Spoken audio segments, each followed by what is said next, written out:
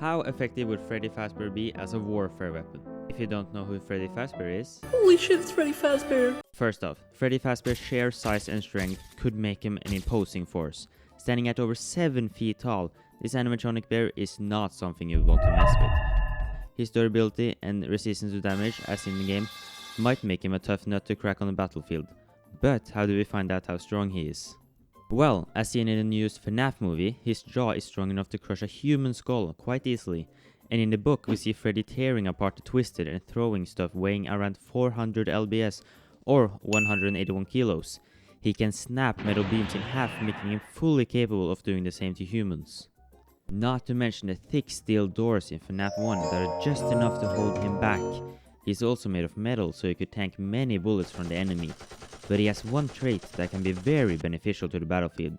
He's quite sneaky, and is known for sneaking up to his prey, silently killing them. He's almost unnoticeable unless you look closely for him.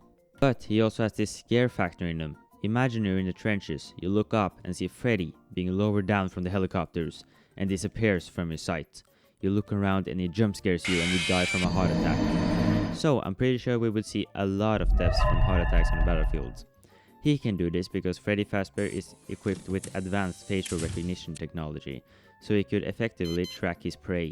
But there are some cons, the first one being that he's roughly 33 years old. Most animatronics get replaced when they're around 5 to 10 years old, so he isn't in his best shape. But he makes up for it with his experience.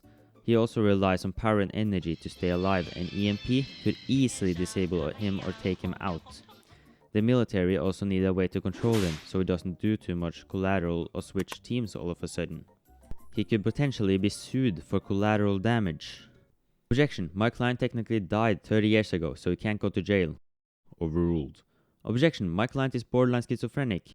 I like to think that the court would rule in his favor. There is just one last question on everyone's mind. Which person would you put in him? Because I don't think a child is enough. Maybe David Goggins' sheer mentality, or Andrew Tate with his unlimited money and his cigars giving everyone lung cancer on the battlefield.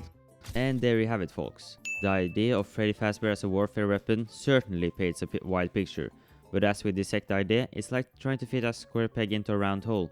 Sure, he's a giant animatronic with some creepy capabilities, but when you toss him into the chaos of battlefield, things get messy real quick.